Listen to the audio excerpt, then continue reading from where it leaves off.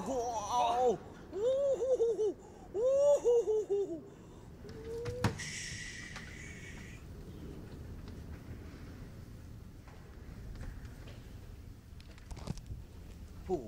Abang Mat hari ni belasah kapu mak bosor botol.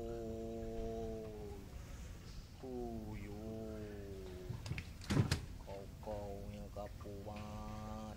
Ini kena belah dua ni, kena asing-asing ni baru rasa kapu besar. Pegang Mat, pegang. Ni cepet. Cepet ni.